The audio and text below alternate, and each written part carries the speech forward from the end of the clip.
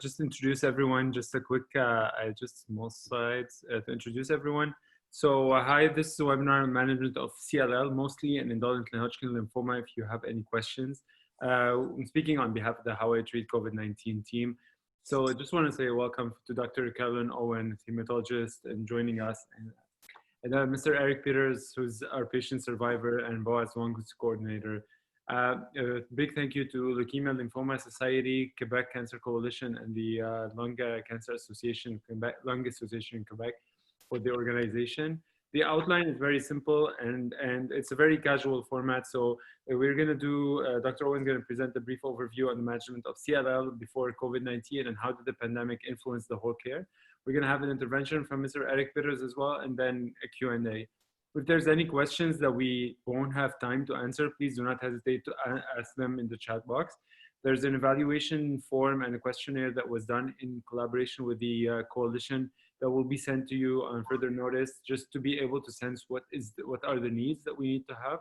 So please do not hesitate to come forward with us if you have any questions. So some Zoom etiquette, just click on chat for questions, just write them down. Use the gallery view so that you can see us, and if you have anything, and for any other inquiry or follow-up, please do not hesitate to email us on this address. And with this, I will stop the sharing and give the place for Carolyn to start our presentation. Let me just see if I can. Okay, hold on. Oh yeah, I upgraded now again. Okay. Now, yeah. How do I share my screen? You just share screen on the lower end. There's a share screen. Just click on it. I'm gonna go backwards. Okay, hold on. Share screen. Sorry, I'm working on it here. Mute more. Chat. Is it up high? You decide which one you want, which screen from your screens to share. Yeah, but I don't see where the choice to share screen is. It's on the lower end next to participants and chat. There's chat, share screen. Chat, Q&A, share screen, okay. Okay, let's see, share. So let me see if I can make this larger. Okay, so does that look like you can see that properly? Yeah, it's great. Okay, so obviously this is a very topical discussion. I was asked whether I could present on the impact of the COVID-19 virus on CLL management, diagnosis, the kind of, I suppose you could say maybe patient journey that is happening at present. The difficulty is that we don't have a ton of, I would say, good quality data. And so to start with, I just wanted to give a quick overview. Most people who are participating here probably have some level of knowledge about CLL. Maybe people have already been treated or at least followed in a clinic.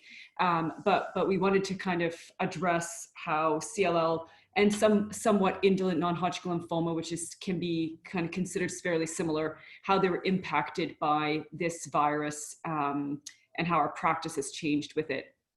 So just as a reminder, the reason that CLL is chosen for this discussion, I'm sure other diseases will be as well, but this is the most common lymphoproliferative disorder that we see. Certainly if you add indolent non-Hodgkin lymphoma to the group, then you're clearly getting a very common entity. This is also a disease that is predominantly one of older people, and we've learned the most important thing we know about COVID is that it seems to be the riskiest thing for older people. So the two diseases here, you would worry have some kind of link or association in terms of risks, because you're going to be more likely to get CLL if you're older, and you're more likely to get very sick with COVID if you're older. What's interesting about CLL though is that because it's a blood condition, it's easy to pick up on routine blood tests. And nowadays, with the advent of frequent blood work, most patients are diagnosed in an asymptomatic state. And so it's very rarely an emergency. It's something that often, if the diagnosis is a little bit delayed, that won't hurt people, even if their diagnosis is made and they don't have a proper consultation quickly with a physician. Although that could cause distress, stress, anxiety, it is unlikely to have impact on a patient's quality or quantity of life. Similarly, with indolent non-Hodgkin lymphoma, it's also a very common entity. It's often also in an asymptomatic or low symptom burden state when it's diagnosed. The difference is that you do require a surgical or radiological guided biopsy to diagnose indolent non-Hodgkin lymphoma. So it is more likely to be impacted, I would say, by COVID. Because CLL is sort of my disease of interest, it's easier for me to show you nice, pretty slides that show you CLL. It's also something that's easy to see, and people can understand that it's a disease of an overproduction of lymphocytes, which are the purple cells on this slide. They look mature. They look very similar to normal lymphocytes. And as mentioned, you can diagnose this by a blood test, and you don't need CT scans or surgical biopsies or any kind of aggressive intervention to diagnose CLL. So there are people in the last several months who've been diagnosed with CLL who probably haven't seen an oncologist or a hematologist because of COVID delaying, but they probably still have a confirmed diagnosis. In comparison, indolent non-Hodgkin lymphoma, to diagnose a lymphoma, you need to have a tissue biopsy. And so those patients need to either go to a radiology department to have a guided biopsy with a needle, or they're going to a surgeon. And obviously surgeons were not allowed to do non-urgent procedures within the last several months. X-ray departments have had a significant change to their allowance for testing, or maybe their volumes of patients. So impacts definitely might have been seen there. One thing that has been kind of interesting and maybe unexpected in my personal experience is that I think a lot of tests that we do as physicians when it comes to radiology, CT scans and the like, are possibly not so necessary. Maybe we do them a little overly frequently. I think that's particularly true of oncology, because they do a lot of routine follow-up tests for people who are on therapy, even if they're well. And so when this infection hit and there was a desire to keep patients out of hospital, and also patients were motivated to not come to hospital, tons of CT scans and other sort of radiology tests were canceled, mostly by patients or by the radiology departments. So recently, if you really needed a scan, it's actually almost been easier in Alberta to get a scan within a timely fashion, which I think is an unexpected, maybe positive for patients who need it. So the common way that patients with CLL and low-grade lymphoma are assessed is through symptoms. So we only treat people if they have symptoms. And so symptoms mean things that you feel that bother you. So that information is obtained purely through asking questions. The physical exam is also valuable, because if people have big lymph nodes or a big spleen, that can bother them. It can contribute to some of their symptoms. But in and of themselves, if you didn't feel bothered by your lymph nodes or spleen, it's actually less important than if you have symptoms. And then the lab tests are usually basic blood work, basic blood counts, and kidney, liver function, that kind of thing. So again, I can only speak from my personal experience in Alberta. In Calgary, we have one unified lab testing sort of administration. There's a number of different sites you can go to, but they're all organized by Calgary Lab Services. That's not the same in most cities, I know, but it's actually quite a good system that we have in Calgary. And they identified a number of different labs that would have specialized times set aside for patients with immunodeficiencies only to be allowed to go to have blood work done, so that you could obviously go to the cancer center itself to have a blood test if you wanted. But if you were an outpatient in the community who should be getting blood tests, and that the doctor was suggesting you go despite COVID, you would have been able to go to one of these labs where they weren't letting other people in and they were maintaining a high level of sanitization. Is that true in other parts of Canada? I don't know. It wasn't that difficult to organize, because similar to CT scans, I think that often we also do maybe more blood tests than we absolutely need.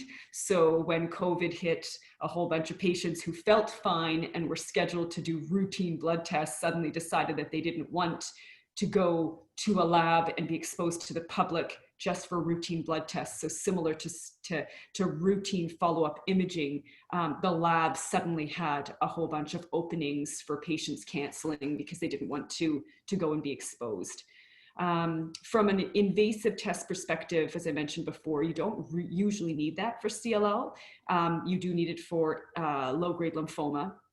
And then things like bone marrows are really not commonly required. Delaying them is usually not going to cause harm. So I don't think that that aspect of the care for CLL or lymphoma was likely to be a big impact on patients, even if it changed. And then I guess the issue is if you did have a new lump or bump, either with a diagnosis of CLL, if it was growing quickly and there was concern about it, or if you were a patient who's not yet diagnosed and you had a lump or had some sort of imaging test that had said you had lymphadenopathy and you didn't know yet if you had lymphoma and you were waiting for this diagnosis, there is a possibility that all these COVID restrictions could have, well, first of all, it would have deterred patients from wanting to come. It also deterred, I think, a lot of patients from maybe wanting to even see their family doctor to complain about something, or if they could only get a virtual assessment with their family doctor, it would have made it harder for the family doctor to believe that something was really going on. If you call into your family doctor and say, I feel like I have a lump in my neck, if the family doctor can't feel it themselves, they don't know whether it's true and they don't know how important it is, whether they need to rush investigations or not.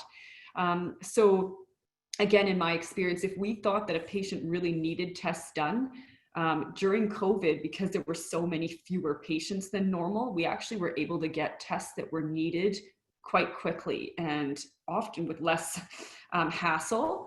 The concern is that maybe patients were probably sitting at home and not necessarily bringing symptoms to the attention of their doctor. And so if we don't know that you need a biopsy, we obviously can't order a biopsy for you.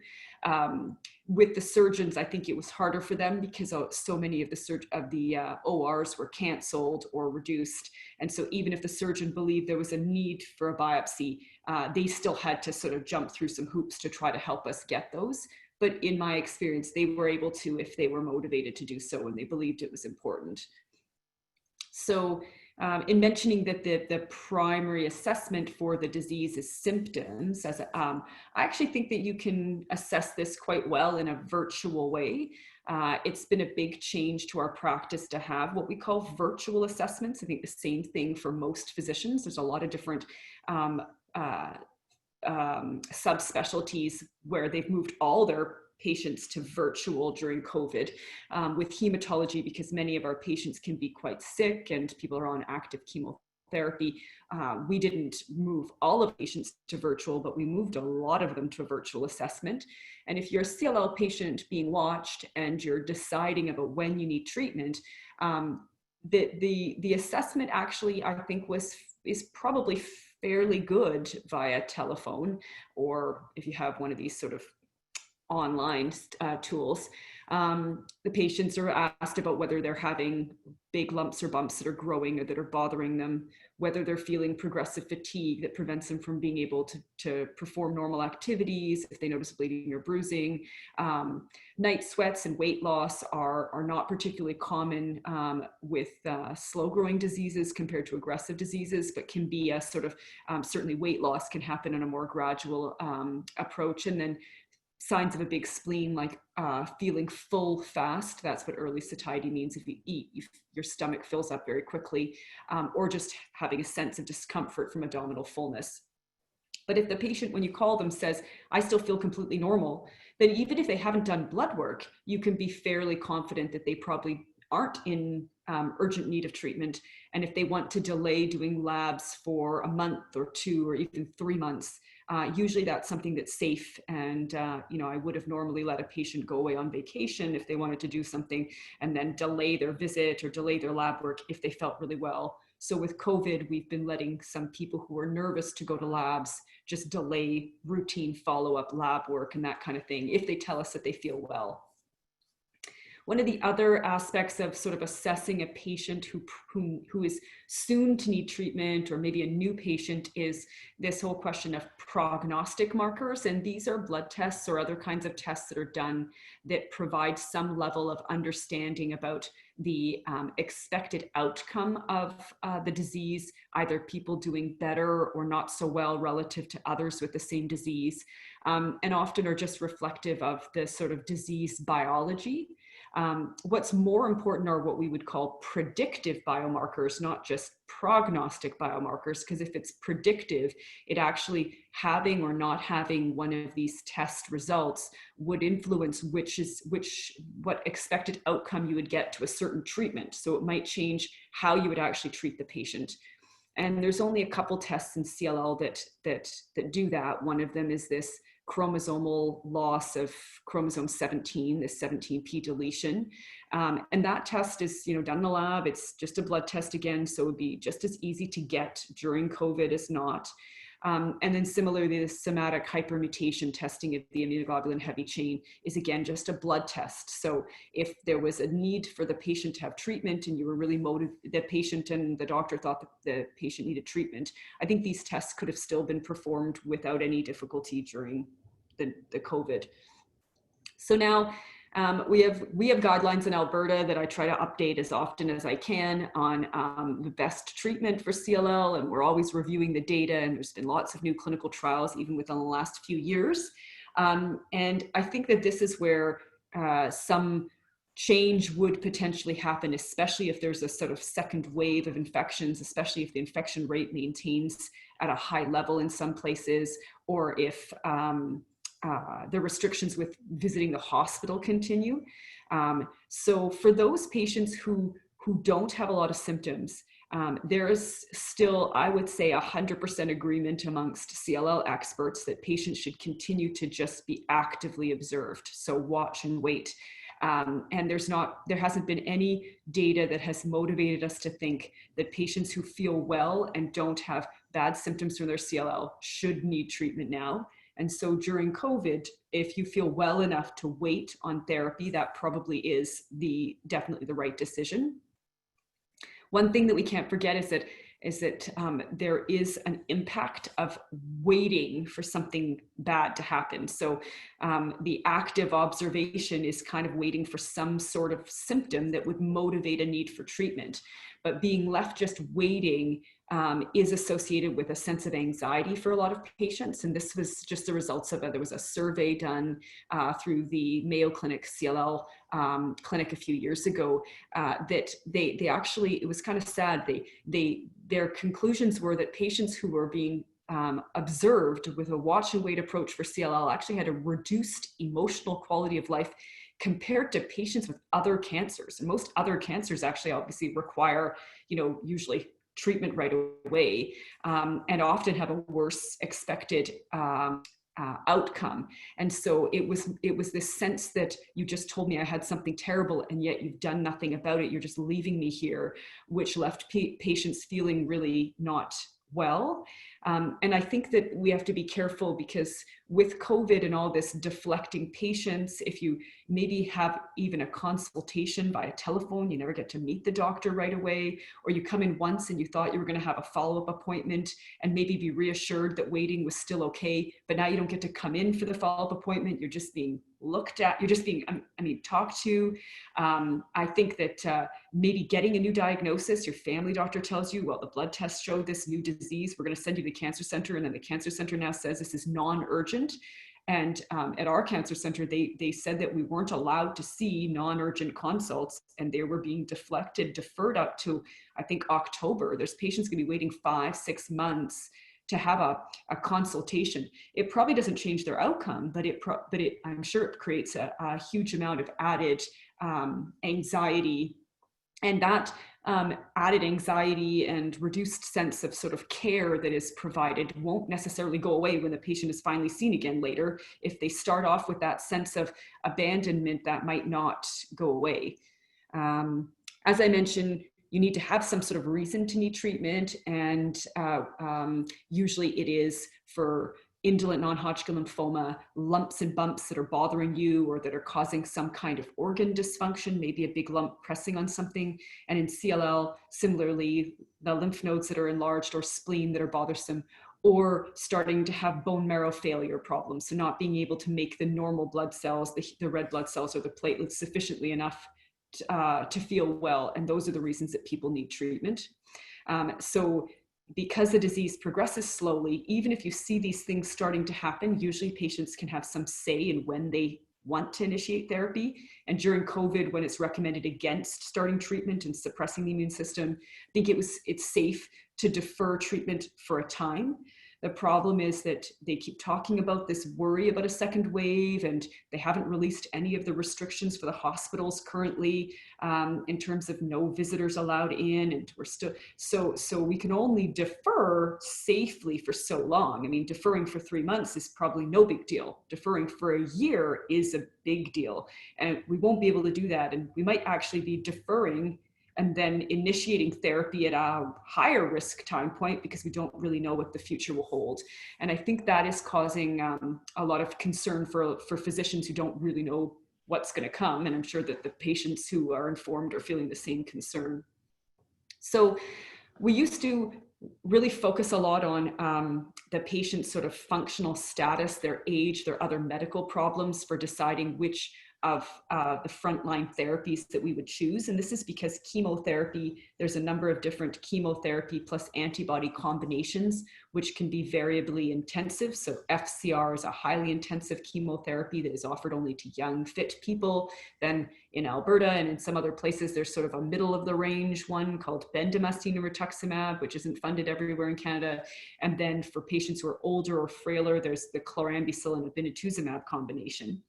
And most of the clinical trials done so far have not shown that there's a survival advantage for using the newer, sort of better oral targeted therapies frontline compared to second line. So in Alberta and in some other places, there's still a funding preference or a practice preference for using chemotherapy plus antibody as your first time treatment.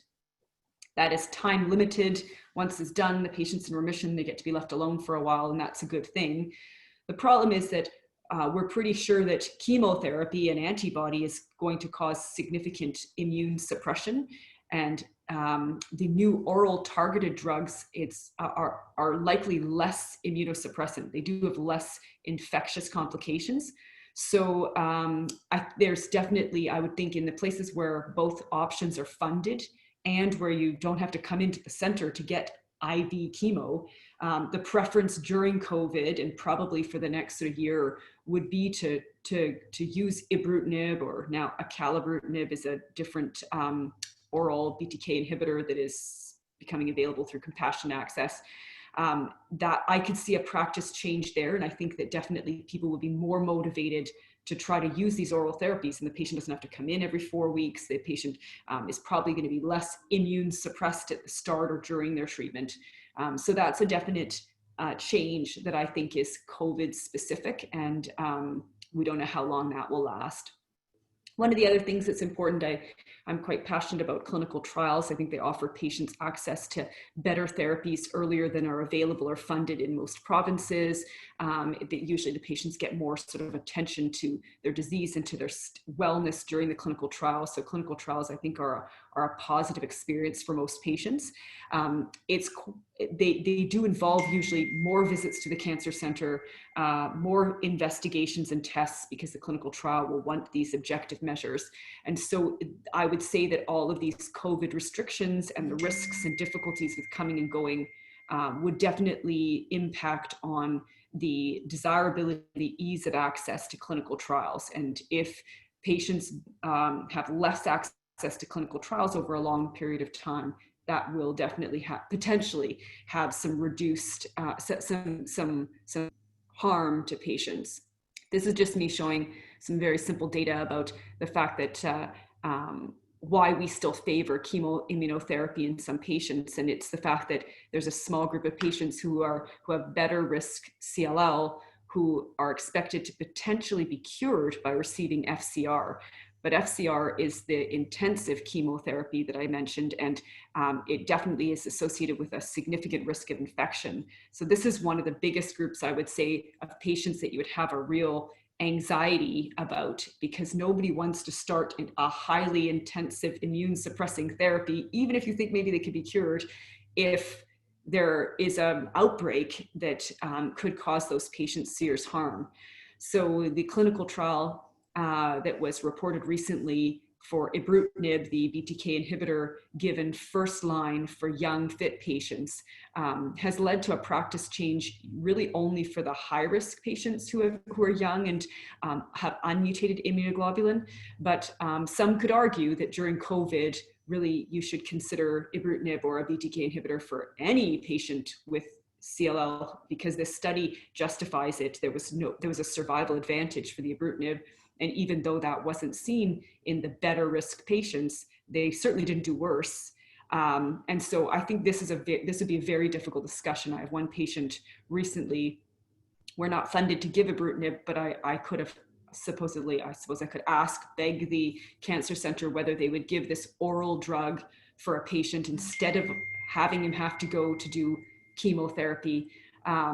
And we're just delaying treatment, because I still think that the chemotherapy that's only 6 months and potentially could be curative is the best treatment. But as I was saying before, maybe we're just delaying and things are only going to be worse. And so these are the difficult discussions and situations that patients and doctors are going to keep facing until we have more clarity about what's going to happen with this infection. This is just data to show you that this was a study for older patients, similarly looking at chemoimmunotherapy, this time with the BR or bendamustine rituximab compared to ibrutinib-based therapies. And again, the curves shown here are overall survival. So there was no difference in overall survival. So you could give patients ibrutinib, which is an oral drug. They can take it at home. They don't have to come in and get immunosuppressed. That's not what I recommend in my guidelines as a general rule for all time, but it's what I would be favoring now in the middle of a COVID pandemic. And so that is a sort of practice change that I would, I don't know how long it would last.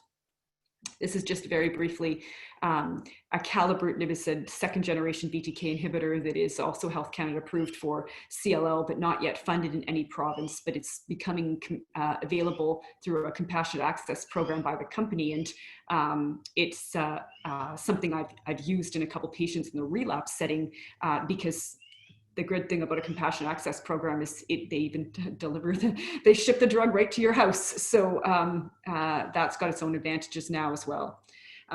For relapsed refractory patients, the standard of care pre-COVID was ibrutinib, the BTK inhibitor, if you had received chemoimmunotherapy previously. And that's what most patients who are relapsed now had. So that is that wouldn't change, I'd say, because of the fact that there is this preference to try to keep patients out of hospitals, not so immunosuppressed.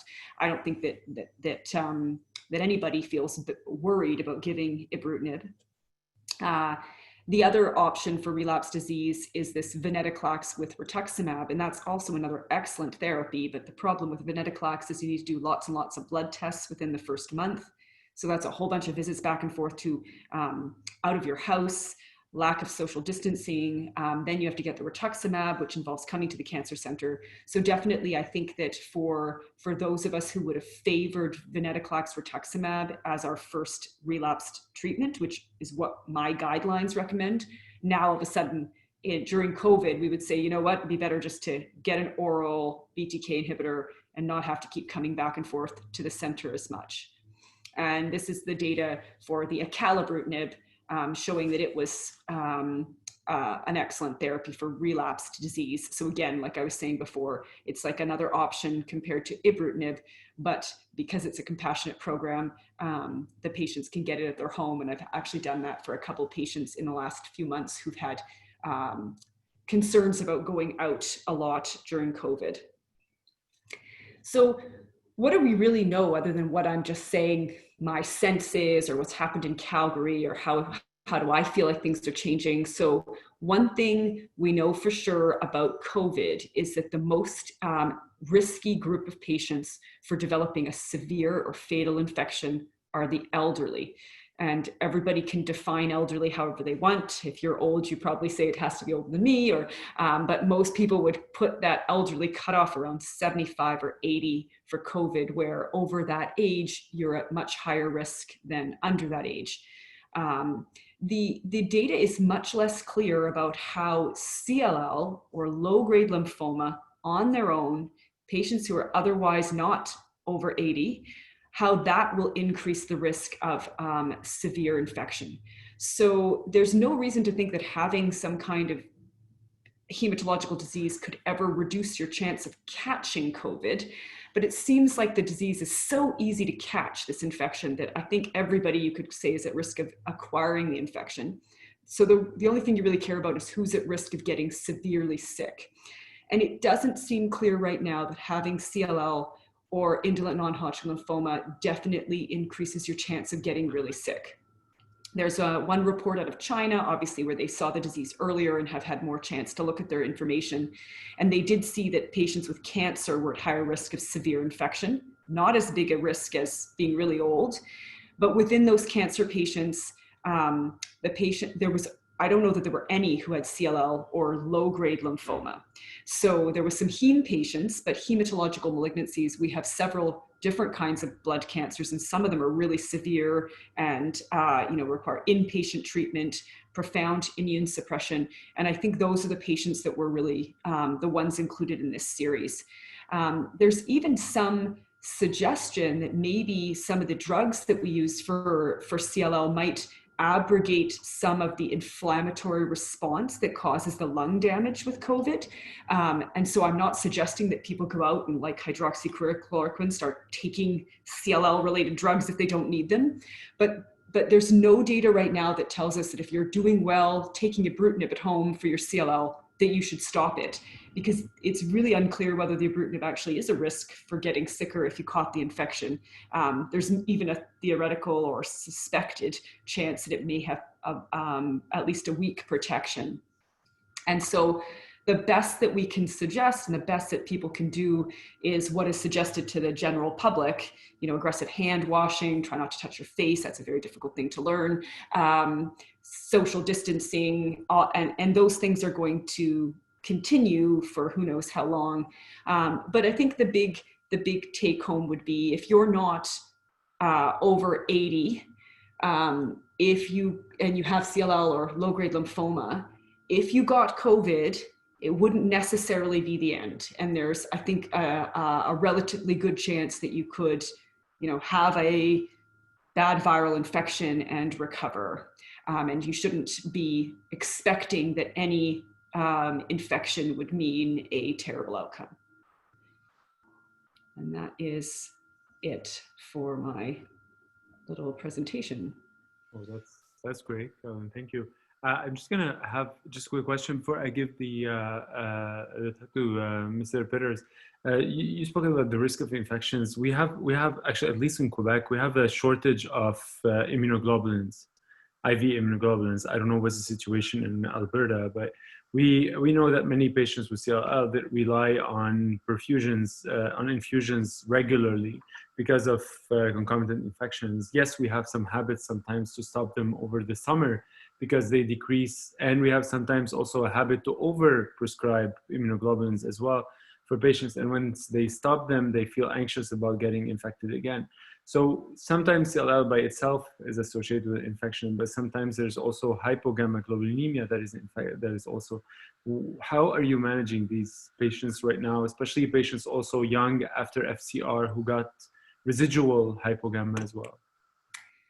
So as you mentioned, I think that there's very poor quality data for IVIG, for immunoglobulin replacement, and for quantity. The group in Manitoba have done a beautiful little review. They give a flat dose of IVIG, and they only give it in the winter, and their results were excellent. We give weight-based dosing in Alberta, and we give bigger doses, and there's no data to tell us that our approach is better. There is now a sub-Q formulation of gamma globulin. So instead of getting an IV infusion once a month, you can get a subcutaneous infusion a few days per week. And there was a big push when the COVID came and they needed to sort of create spots in day medicine to try to encourage patients to move from IV to sub-Q antibody. But we haven't seen a shortage of product, and we are allowed to still give it for those who couldn't get sub-Q or refused. And because we never really had a big outbreak in Alberta, there was no problems with people getting it.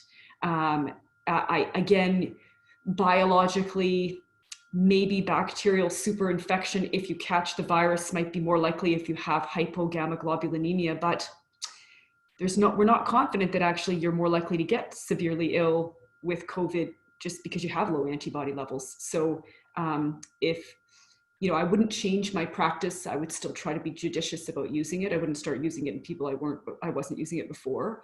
But it is unfortunate if people have to suddenly stop something that's meant to be for their immune system because of a shortage. I can imagine that would cause a lot of anxiety. Perfect. I'm going to keep the other questions for later. I'm just going to give, so Mr. Peters, thanks again, Carolyn, it was great. Mr. Peters, just unmuted you. Yeah, go ahead. Yes, so it's going to be, I'm just going to change the top. Perfect. So the chat right now, we would like to hear your story in a simple way. How was life for you before COVID? How did COVID affect your follow-up, your point of view of the medical system? What are the things mainly that were done that helped you, and what are the things that were done that did not? Yeah, well, the first thing is just to continue the discussion with respect to IVIG. I am on IVIG, and I go down to Princess Margaret once a month. And when COVID started, the visits stopped, and I did suggest the SCIG subcutaneous solution, but I think because I'm in a clinical trial, it had to be down there. So the last couple of months, I have not had my IVIG, and it adds a risk factor, I believe, but I could be wrong here. You guys know better, that, I could catch COVID-19, a higher risk factor of getting COVID-19 than I would with it. So that's a big concern for me. The other thing is sometimes with the clinical trials, we have to drive down to the centers and such.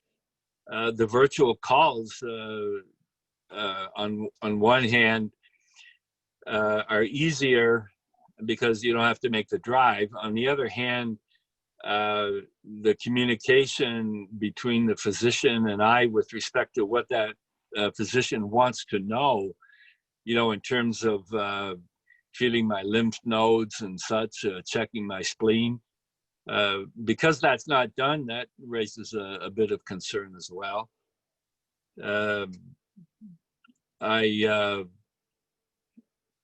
I have access, because I'm in a clinical trial and I'm in with acalabrutinib in the ASCEND trial.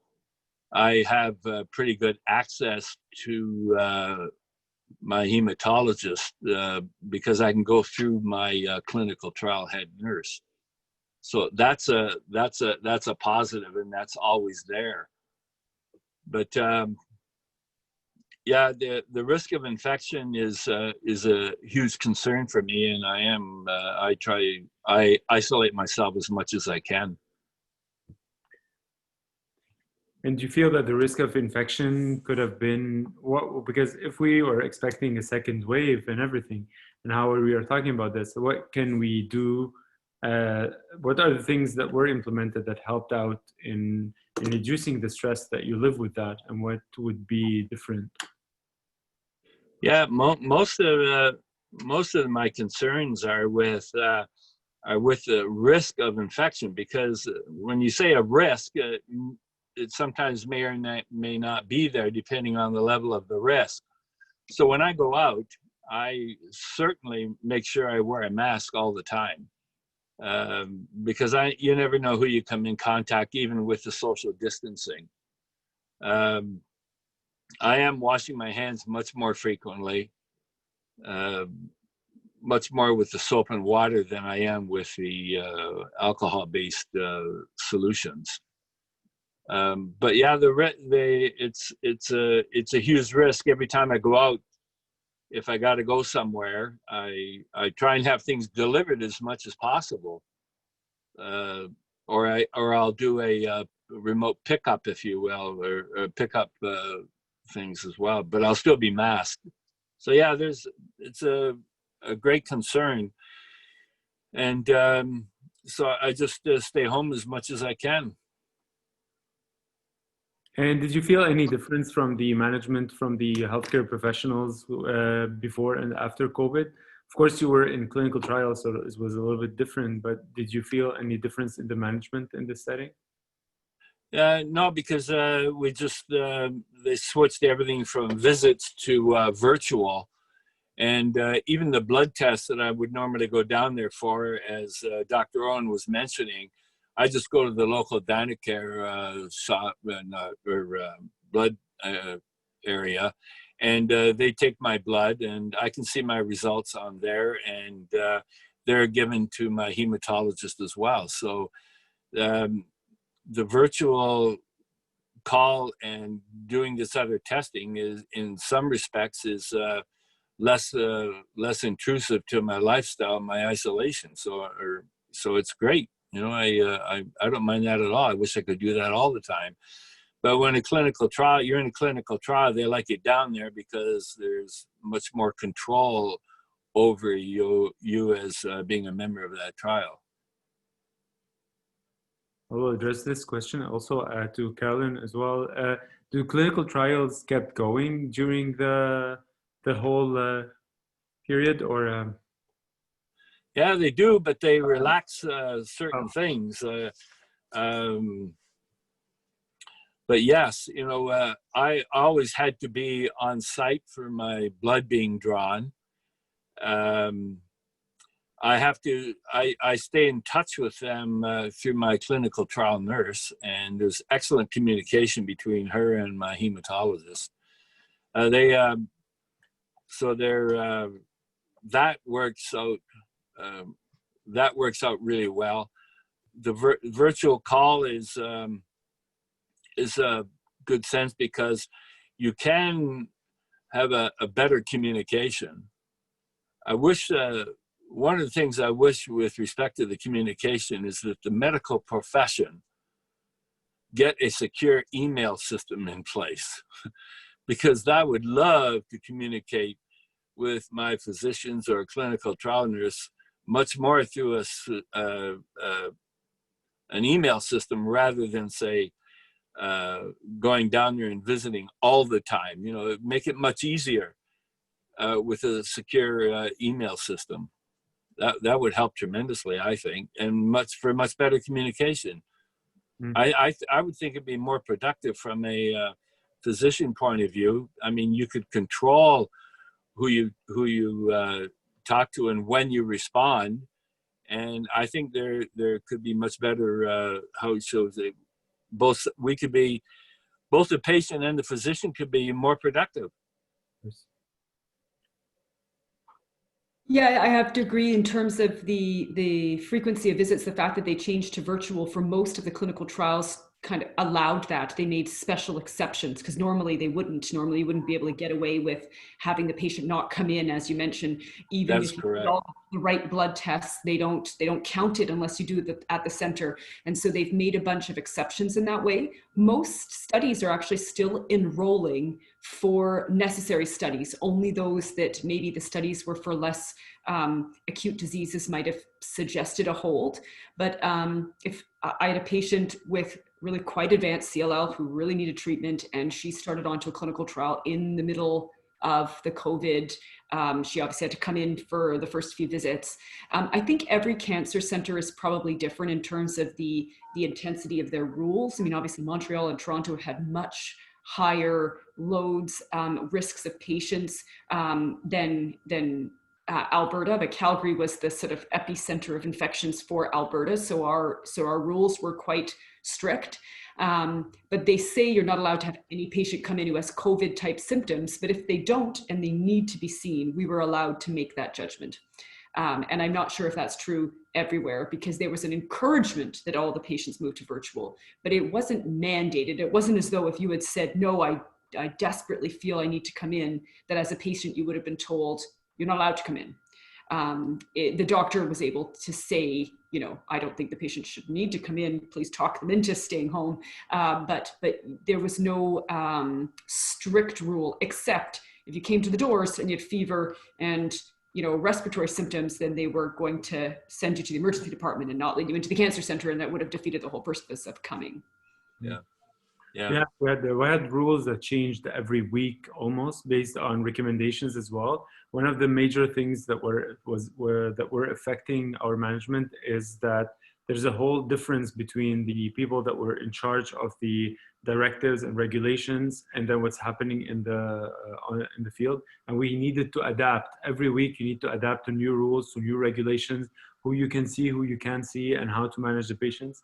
One of the things that Sir Peter's just mentioned is we set up in place a phone number and an email for the center that we gave to all the patients to send an email or give a call whenever there's anything. And this is, I guess, was one of the things that helped a lot to improve the communication with everyone else. And we were able to trace back everyone else. Like the email was one of the major things. Now, of course, because of the pandemic, there was a lot of hacking, and the email system changed a lot in the last couple of weeks.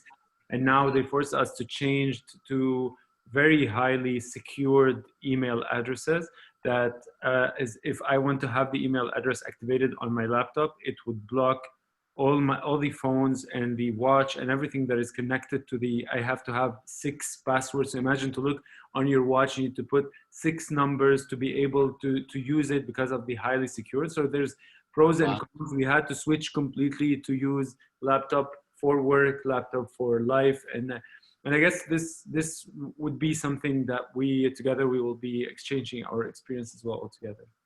Yes. I'm just going to take a few questions that I answered from the audience. So yes, we have representation for patients who had Waldenstrom that is on BR. One of the questions that I will follow up for this is, we know with BR a little bit of an increase in pneumonia and infectious side effects. So are you decreasing the doses? Are you spacing the treatments? Are you giving 6 treatments of BRs? Did you change anything in the management of indolent lymphomas or CLL for BR or no? So I would say that bendamustine is one of those drugs like fludarabine that I would be I'd be more worried about those patients. You know, there is definitely association with lymphopenia, and lymphocytes are, you know, important in terms of the response to viral infections. The difficulty is, you know, if the rates of infection currently are quite low, if you stop therapy early and the patient has a shorter remission, you know, how much have you helped them? And so I've had, you know, clear conversations, and some patients, you know, if they're doing well, they've had a good response, they had benefit from the drug. There are patients who opted to just stop, and they were mostly older people who were very worried about their risk of infection. I think for those who've maintained really good habits, like who truly have been maintaining social distancing, the rates of infection in the hospital were very low. I don't know if there's been any hospital-acquired infection, at least not at the cancer center in Calgary. So it was safe for them to be able to come back for the cancer center. And so we've kind of tried to keep treating their disease as the primary and not make changes that at least certainly not as a rule. Because like I said, maybe you say you could just pause. It's like, oh, well, you've had 3 cycles. Let's delay the 4th because of COVID. Well, then, you know, you might be starting it back again during the 2nd wave or never. So I haven't actually done that. Perfect. I have another question. Can you have a high white blood count but no physical symptoms like lumps and stuff? So I answered this, yeah, it would be CLL stage 0. And I asked that I would added clarification to that. We have tons of patients who have CLL stage 0 because their family doctor just did a blood test and it turned out the high lymphocyte count. One of the major questions that I've been asked throughout every time their follow-up, can I consider that my immunity is less than the general immunity? And the question, the answer is more philosophical than based on real facts. So how do you address this, especially without any hypogamma, without anything, just a high CLL count and a CLL stage 0? Yeah, I've been telling people that although immune deficiency is a feature associated with CLL and sometimes even lower stage, usually your immune deficiency is apparent through the presence of recurrent infections. And so if you haven't had recurrent infections up till this point, you don't get the flu, the common cold, pneumonia more often than your spouse or peers, which most people actually admit is true, then you're probably not significantly more at risk than those same age-matched peers. If you are at increased risk, and probably if you did huge studies, you might be at slightly increased risk, that marginal difference is probably marginal, and is unlikely to be something that should warrant real panic. But if you've had if you get infections every month all the time, you're always getting sick, then you've already demonstrated that that is a problem. And those are the patients that I would worry about. And we're at a question which is going to come up, I believe, in September, October. How about the vaccinations? And are you vaccinating more the patients right now, especially with Prevnar or Pneumovax, for pneumonia is more than the before, or? So that's a very interesting question. We haven't. We recommend the flu shot for everybody, and we recommend the pneumonia vaccination for all CLL patients once they've had a diagnosis, and then maintaining it. We're not very good. We don't really keep track of it. We kind of recommend it to the patients and expect them to deal with it with their family doctor. It's a good point whether we should make sort of a more concerted effort to remind people. We've always been very thorough about reminding every single patient who comes to the center around the autumn about having a flu shot, and we will continue to do that. If there's a vaccine for COVID, once it's developed, we will add that to our recommendations. And I can support that as a patient because I was completely revaccinated last year. I think it's a good deal. Perfect. One of the questions was about acalabrutinib, if it's available or not in BC. I know that in Quebec, I was able to use it for a couple of patients because of an access program. And is it doing better than ibrutinib? My answer is different side effects. There's a head-to-head trial. We don't have the results yet. But I mean, for patients who have troubles with AFib or bleeding, yes, it would be but we don't have a longer follow-up for that. So for now, I mean, especially now that you don't want to be worried, mostly for some patients that already have bleeding problem, are you more prone to prescribe acalabrutinib compared to ibrutinib in the same indication?